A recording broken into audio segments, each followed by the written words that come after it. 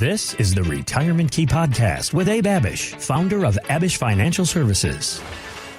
7 assumptions that could be killing your retirement savings. I realize it's an aggressive phrase, but this is the headline of the article that I want to talk with you about here today, Abe, because these are common assumptions. I know you see it all the time at Abich Financial Services, so let's dive in. I'm Heather Branch. This is Abe Abich, founder of Abich Financial Services, financial advisor, retirement planner, here to help debunk some of the things you may have heard, some of the things you might be thinking when it comes to this second phase of your financial life. So GoBankingRates.com posted this list of 7 assumptions that are not uncommon for people to believe about retirement that can inevitably cause us problems, sometimes big problems down the line. So let's go through this list and you explain about what you think could do the most harm,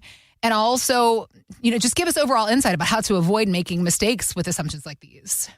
So there's actually 7 assumptions, from the article, but there's an 8th that I want to add in. Yeah. And I think it's a huge myth and assumption that a lot of people believe and maybe fall into, and we'll handle that 8th after we handle the first 7. Okay, let's go through it. So number 1, you're going to live an average lifespan. This is an assumption that you're not going to live long, right? Okay. That maybe your parents passed away in their 70s, not even get to 80, whatever it is. And you only think that you're going to live to 80 or 78 or 82. And I hear people say this all the time. Well, my dad only got to 70 and my mom only got to 80, and people die of cancer or heart or whatever. And I don't think I'm going to live to 85 or beyond. And I personally think that's a big mistake. Okay. And although we can take educated guesses, right, and we can look at family longevity and family history and our current health conditions and things like that, and your current personal lifestyle, you always want to factor in the possibility that you can live longer, and you should factor in the possibility that you could live longer and probably will live longer, the way that healthcare has changed and adapted and technology has changed and all those things. Got it. Okay.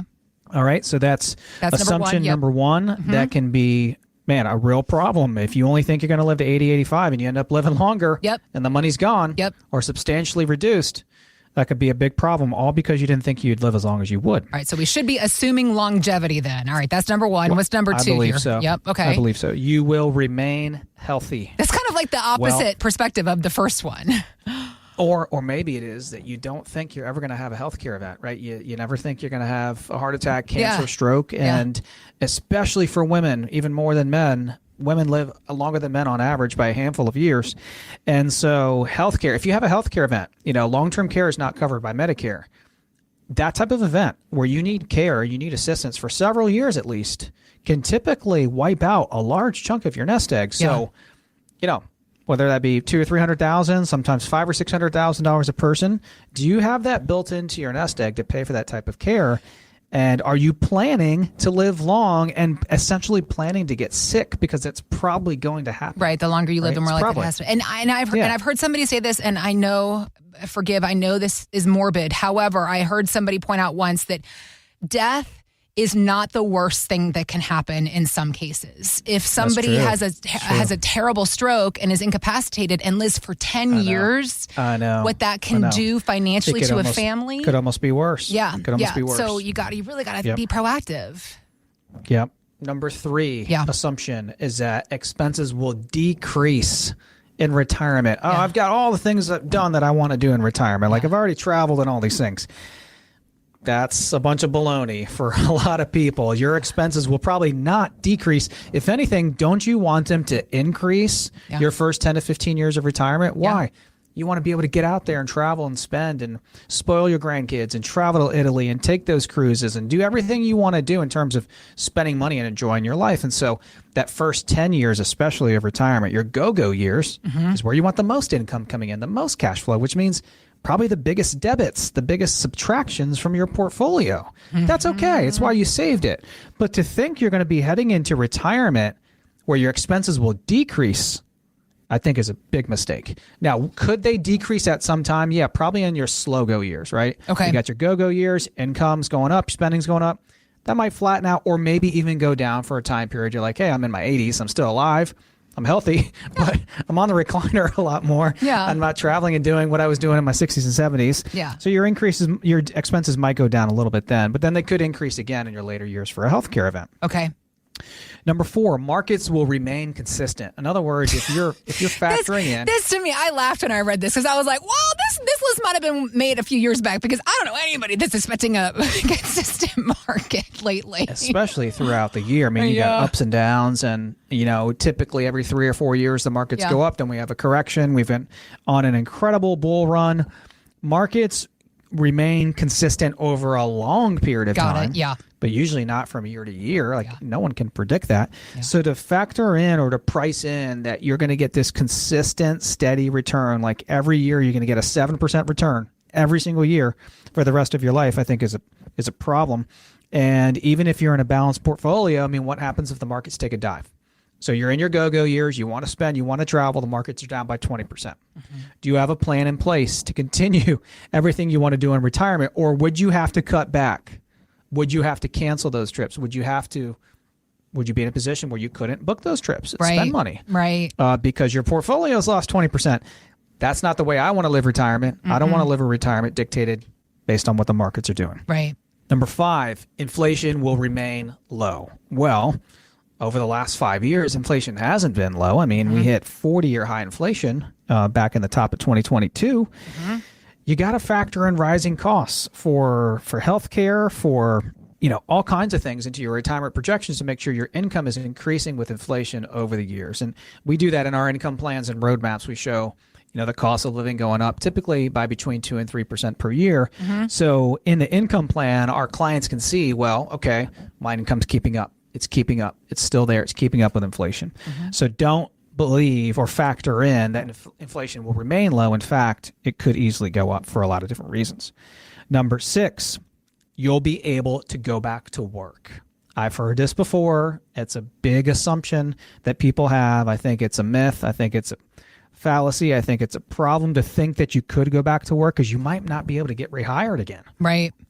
You might, the job markets can be tough depending on what environment you're in. You might be forced to retire earlier. Like you might be thinking, well, I'll just work another 3 to 5 years if the markets go down. What if you're laid off or forced to retire due to a medical illness or something like that? Yeah. What is the mentality behind this? You said you've heard this before. Is it the idea that somebody says, well, worst case scenario, I'll just go back to work? Is that what the mindset is? I've heard both things. Number 1, Abe, if the markets take a dive and they're down by 20 or 30%, I lose hundreds of thousands, I'll go back to work. Okay, got it. I just feel like at 68, at 70, you're going to go back to work because you were taking on too much risk? You shouldn't be thinking that way at all. Like you've Correct. Come to Abich Financial Services to plan for retirement. Work should not be part of the conversation. That's right. And then I also hear when people are working, maybe they don't want to reduce risk yet. Maybe they don't want to put together that plan. Yeah. I'll just continue to work. Okay. Yeah. Okay. So you're going to delay your golden years. You're going to delay the best years of your life. You're going to delay retiring at 65 or 67 and work another 3 to 5 years to recoup those losses. Had you put together a more prudent retirement plan for this phase of life or season of life, you wouldn't have had to. Right. Your retirement plan could have weathered the ups and downs of those markets. Right.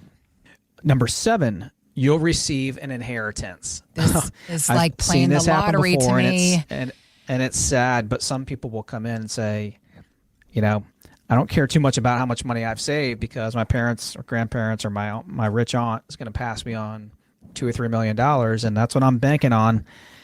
Number 1, that might happen. I mean, what if your loved one that's going to pass money on to you, something happens to that money, right? Mm-hmm. It's monies are lost in a market downturn, monies are lost due to a healthcare event, or whatever it is. Maybe it's not near as much as you thought it would be. Mm-hmm. Maybe you've fallen out of favor with that person who's going to pass you money on. Yep. Anything could happen. Right. So maybe they decide that they want to leave it to, because you're 55, you're 60, they want to leave it to an important charity instead. Exactly right. Things change over the course of a lifetime, which can change, someone's desire to pass on money to different people. Yeah. Finally, number 8, bonus. This is the big assumption according to Abe Abich. Yeah. And I think it's one of the biggest myths, if not the biggest myth of retirement planning, is that when you retire, you're going to be in a lower tax bracket simply because you're not working anymore and because you'll have less income. Okay. Well, you might have less or lower income in retirement than you did when you were working. You might but you still might not be in a lower tax bracket. You could be in the same tax bracket because you're going to have lower deductions, right? When we're working, we have all kinds of deductions. When you're retired, typically your home is paid off. You lose the deductions, contributing into your employer plan. You lose other deductions when you're retired. And what about all the people that have higher incomes in retirement than they did when they were working? This is true for a lot of people across the DC metro area, a lot of people that we meet with. They'll have strong pensions, a couple Social Security checks, and then several $1 million saved, and all that income starts to stack. And they'll see, as we put it together in their plan, hey, Heather, when you're 65, 68, 70, you're going to be making more money in retirement than you did when you were working. Yep. It's eye-opening for people to finally see it on that roadmap and report. What does that mean? Probably higher taxes. And what if the tax code changes and taxes go up? Yeah. And your income continues to go up? You see how you could be sitting on a huge tax problem there. And I think that's a big myth and assumption that people make. Okay. Number 8. All right. A bonus there. All right. Do better than assuming for your financial future. I think Don't assume. Put together a plan that analyzes and has a plan together for all of these things, right? That can affect your hard-earned life savings. Of course, the work that you and your team do, Abe, is work to debunk myths, work to create plans based on fact, not assumptions or opinions that add layers of security around it. You always talk about building the moat around our house, building a moat around our financial house. Right. And obviously working to empower people with information through this YouTube and podcast channel, through your radio and TV programs, through your book that you wrote, The Retirement Mountain, The 7 Steps to a Long-Lasting Retirement. Talk about that real quick. Right. Yeah, this book is very helpful for people that are just about to get to retirement, maybe a few years out, maybe a few years in, but don't have a plan, right? So they've got money saved, they've worked hard for it, but this book can really help someone be aware of all the things that they need to be aware of in terms of putting together a complete, comprehensive retirement plan, a plan that does much more than just invest money, but really protect it all from a lot of the risks that can mess up a great savings plan. Right. And really that change of thinking and mindset, shift from just climbing up the mountain to descending down the mountain safely. So you can spend the money without the fear of running out of it. That's, of course, the goal of every plan that you build for folks at Abish Financial, and Abe's goal for you as well as you are listening and or watching this podcast. If you want to get your hands on the copy of Abe's book, we've got lots of ways for you to do that. You can buy the digital copy and a physical copy, an audio copy via Amazon. Links we got posted in the show notes. We also have the opportunity for get the book for free if you come in to Abish Financial for a meeting, or you can download a free copy of the PDF, because truly the point of Abe writing this book was to empower you with information. He just wants to get this information into your hands. That's his goal. So again, lots of ways for you to read Abe's book. And also, of course, for you to connect with Abe and his team. TheRetirementKey.com is where you can go to begin the conversation with Abe and his team. Do better than assuming you'll be okay in retirement. Get to work on a plan that assures you will through the proper planning process. Abe and his team here to help you with that. So click on the links we got posted in the show notes, or just visit us at TheRetirementKey.com.